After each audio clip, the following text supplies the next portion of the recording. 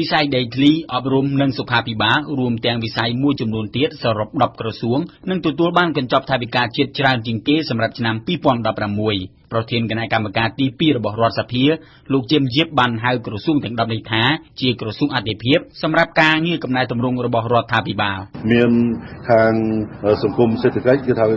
ក្នុងនេះគឺថាយើងមានក្រសួងអប់រំក្រសួងសុខាភិបាលអភិវឌ្ឍជនបទកិច្ចការនារីក្រសួងដែនដីនគររូបនីយកម្មមានបណ្ដាក្រសួងសំខាន់ផ្សេងទៀតដែលរដ្ឋាភិបាលចាត់ទុកថាជាក្រសួងដែលសំខាន់ក្នុងការគ្រប់គ្រងជីវភាពរស់នៅរបស់សង្គមលោកជឹមយិបបន្ថែមយើងចង់ធ្វើយ៉ាងណាឲ្យកំណែតម្រង់ស៊ីជម្រៅរបស់រដ្ឋាភិបាលនឹងរៀបចំឲ្យក្រសួងដែលមានទទួលបានអធិភាពនេះដើម្បីធ្វើការចំណាយឲ្យស្របទៅតាមអ្វីដែលជាផែនការរបស់រដ្ឋាភិបាលហើយដើម្បីបម្រើប្រជាជននឹងឲ្យបានទៅតាមតម្រូវការ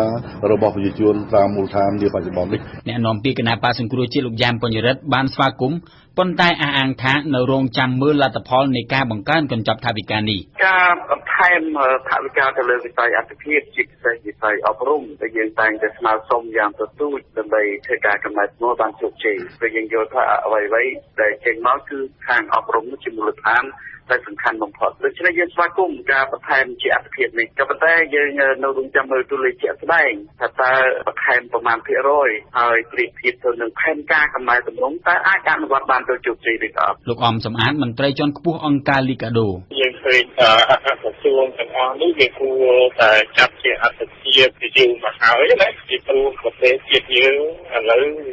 ទៅការអភិវឌ្ឍប្រទេសជាតិទៅការទីមួយគឺវាពាក់ព័ន្ធនឹងក្រសួងអភិវឌ្ឍជនបទពាក់ព័ន្ធប្រជាពលរដ្ឋយើងទីពីរពាក់ព័ន្ធនឹងវិស័យអប់រំដើម្បីឲ្យថាយុវជនចំនួនក្រោយនោះវាខ្លាយជាសំពាំងក្នុងវិស័យឬក៏ជាយុវជនមួយដែលបន្តទីផ្សារសេដ្ឋកិច្ចក្នុងអាស៊ានបានណាហើយទី3គឺក្រសួងសុខាភិបាលនេះគឺសំខាន់ណាស់ទាក់ទងនឹងការផ្ដល់សេវាសុខភាព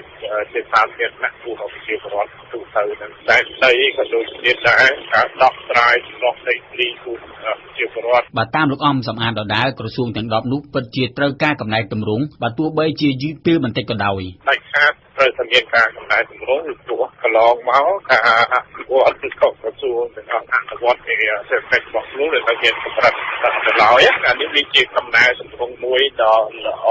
យើងគិតថាវារៀងយឺតពេលបន្តិចដែរប៉ុន្តែបើយើងចាប់ដើមពីឥឡូវទៅគឺជាចំណុចមួយល្អប៉ុន្តែដើម្បីឲ្យវាមានប្រសិទ្ធភាពក៏យើងមានឆន្ទៈហើយនឹងការតាំងចិត្តខ្ពស់នៅក្នុងការអនុវត្តកាត់អភិបាលសេដ្ឋកិច្ចរបស់ខ្លួនជាពិសេសគឺផែនការយុទ្ធសាស្ត្រប៉ុន្តែលោកផៃស៊ីផានអ្នកនាំពាក្យទីស្តីការគណៈរដ្ឋមន្ត្រីបានបញ្ជាក់ថាកំណែទម្រង់ដែលផ្ដោតលើវិស័យធនធានមនុស្សនិងសុខាភិបាលជាដើមនេះគឺជាការងារដំណាក់កាលបន្ទាប់ពីរដ្ឋាភិបាលបានសម្រេចផែនការហេដ្ឋារចនាសម្ព័ន្ធនិងទឹកភ្លើងរបស់ខ្លួនពីព្រោះយើងរៀបចំឲ្យបណ្ដាក្រសួងណាតែជាក្រសួងមានតែអធិភាពដើម្បីពាក់ព័ន្ធក្នុងការកិច្ចថែរក្សាឯកំណើនរបស់សេដ្ឋកិច្ចហើយជាការរបស់យើងនៅក្នុងឆ្លើយតបនៅក្នុងចក្រកោណរបស់យើងហ្នឹងក៏បាននិយាយថាអភិជនជាតិមនុស្សឲ្យដូចជាខាងសុខាភិបាលហើយជាមួយនឹងរឿងការពន្លឿននៅក្នុងការធ្វើដែលយើងនិយាយថា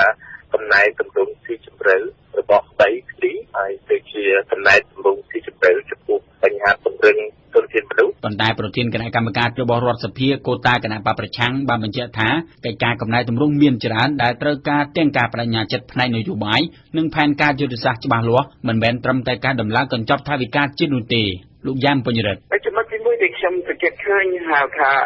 មានផែនការក៏ប៉ុន្តែការអនុវត្តផែនការមិនបានពេញលេញទេដូច្នេះយើងពិនិត្យទៅគ្រប់ក្រសួងទាំងអស់យើងអាចឃើញបានភ្លាមហើយការអនុវត្តបានសម្រាប់ណារឿងដីធ្លីដែលដោះស្រាយនៅតែមានបញ្ហារឿងវិស័យអប់រំដោះស្រាយឲ្យមានគុណភាពនៅមិនទាន់បានមានដល់ហើយសុខាភិបាលប្រព័ន្ធសុខាភិបាលគឺនៅមានបញ្ហាជាច្រើនទៀតអំពើពុករលួយនៅមានដដែលដោយខ្ញុំគ្រាន់តែលើកឧទាហរណ៍ជូនមួយបើស្មានមានបំណងចង់ធ្វើកំណែទម្រង់ទឹកប្រកបលុបបំបាត់ឬកាត់បន្ថយអំពើពុករលួយត្រូវចាប់ដើមនៅកន្លែងទួលដែនមុនគេតែម្ដងលោកផៃស៊ីផានឆ្លើយតបដល់ទីទី1យើងនិយាយអំពីការតបភ្ជាប់ពីយើងមានទឹកយើងមានភ្លើងយើងមានថ្នល់ដូច្នេះនឹងទី1យើងបានធ្វើហើយដូច្នេះវិស័យ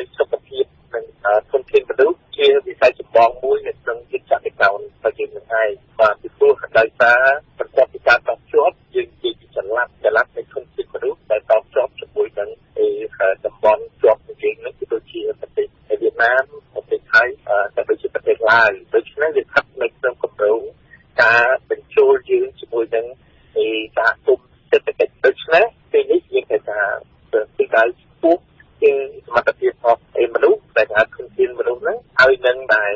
សកម្មភាពរបស់មហាជនបច្ចុប្បន្ននេះគឺសកម្មភាពនេះឯងលោកផៃស៊ីផាន់បន្ថែមគេដើម្បីការជាផ្នែកក្នុងបំពាក់បំពន់សារជាថ្មីបញ្ចូលឈានថ្មីដែលគេឲ្យបញ្ចប់ខ្សែសកលវិទ្យាល័យជឿអាស្រ័យហើយដូច្នេះហើយបើមានកម្មវិធីច្រើនណាស់សម្រាប់ទទួលជំនួយសហគ្រាសហើយយើងគិតពិចារណាមើលតើយើងនឹងធ្វើសហគ្រាសចឹងឬក៏មួយយើងបំពន់សមត្ថភាពទៅទេអានឹងហើយជាជីវិតនៃប្រជាជាតិមួយគឺយើងមិនអាចរើសអើងជាមួយអ្នកដែលលះបង់ឬអ្នកដែលចូលរួមនៅក្នុងការអភិវឌ្ឍប្រទេសក៏ប៉ុន្តែមន្ត្រីមួយចំនួនដែលលោកអសកម្មឬលោកប្រតិបត្តិនឹងអង្គើអាក្រក់ឬអង្គើពុករលួយយើងកំពុងតែសម្អាតទៅហើយយើងនឹងអាចបកគាត់ចេញហើយដែលសារយ៉ាងម៉េចហើយតើយើងមានឈាមថ្មីថាយើងកំពុងតែមានលក្ខណៈនឹងចូលទៅត្រង់លោកអំសំអាតហើយវិស័យទាំងអស់នោះអនុវត្តទៅបានទី1គឺយើងត្រូវគិតទៅលើអ្នកអនុវត្តគម្រោងគេគិតទៅលើអនុវត្តគម្រោងហ្នឹងគឺទី1គឺទៅលើពិនិត្យមើលលើប្រាក់វិវត្តរបស់គាត់តើប្រាក់វិវត្តហ្នឹងអាចឲ្យគាត់អនុវត្តបានពេញដៃពេញជើងនៅទូរទស្សន៍នេះគេរបស់គាត់បានទេពីព្រោះបើកន្លងមកថាគ្រូបង្រៀនមួយចំនួនឬក៏បុគ្គលិកមន្ត្រីរាជការមួយចំនួនគាត់អាចស្ទើរអាកាសទៅរករដ្ឋទៅមុខឬក៏ធ្វើអីដើម្បីបំពេញនៅជីវភាពរស់នៅរបស់គ្រួសារគាត់នឹងហើយតែរដ្ឋាភិបាលនឹងត្រូវតែគិតគូរបន្ថែមទៀតដើម្បីឲ្យការអនុវត្តរបស់ខ្លួនមានប្រសិទ្ធភាពបាន សូមរំលឹកបន្តិចថាថវិកាជាតិឆ្នាំ2015មានប្រមាណជាង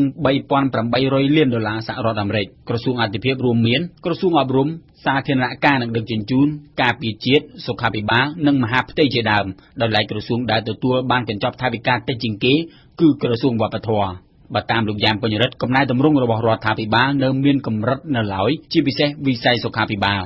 វិស័យខ្លះមានដំណើរការវិស័យខ្លះហាក់ដូចជាមានការជាមែនតែ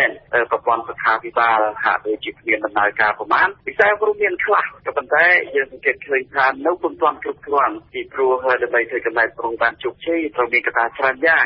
កត្តារឹតបន្តឹងការប្រឡងជារឿងមួយម៉ោងពេលធ្វើការជារឿងមួយទៀតក៏ប៉ុន្តែរឿងសំខាន់គឺទៅលើគុណភាពគ្រូបរិញ្ញាបត្រដែលគាត់ត្រូវទទួលប្រាក់ខែសមរម្យក្រមសីលធម៌វិន័យនិងមានអធិការកិច្ចច្បាស់លាស់ដូច្នេះការងារច្រើនណាស់ដែលត្រូវធ្វើក្នុងការធ្វើកំណែតម្រង់លោកផៃស៊ីផានបានបញ្ជាក់ថាកំណែតម្រង់ប៉ុណ្ណាត្រូវការពេលវេលាជាចាំបាច់ការកែប្រែវាមិនអាចធ្វើកែប្រែក្នុងមួយរយៈបានទេដូច្នេះទី1យើងមានគោលការណ៍ទី2យើងមានយន្តការទី3យើងមានផែនការច្បាស់លាស់មួយនឹងគម្រោងថាវិការរបស់យើងដែលយើងបានអាចទៅសម្រេចបានទី1ដែលក្រសួងអប់រំលោកបានចាត់ផ្ដើមជាយ៉ាងល្អតែតែជាមួយក្រសួងសុខាភិបាលឃើញតែចំណុចអាក្រក់ទេតែមិនតែលោកមិនហ៊ានទទួលស្គាល់ទៅជាក់ស្ដែងនៃចំណុចល្អរបស់វិស័យសុខាភិបាលទេគឺខ្វះខាតទាំងពីនៃរបស់មន្ត្រីសុខាភិបាលរបស់យើងដែលយើងកំពុងតែបន្តមានកថាដើម្បីឲ្យឆ្លើយតបពីវិជ្ជាជីវៈអំពីគឺអសរធម៌នៅក្នុងអាជីពរបស់ប្រទេសនេះឯងមិនទាន់មានជំនឿច្បាស់លាស់ទេនៅក្នុងការដាក់អតិថិភាពនៃការធ្វើកំណែតម្រង់នេះពីព្រោះយើងនៅរងចាំមើលទៅលើឆន្ទៈនយោបាយនិងការតាំងចិត្តរបស់រដ្ឋាភិបាលក្នុងការធ្វើកំណែតម្រង់នេះឲ្យបានជាមុនសិន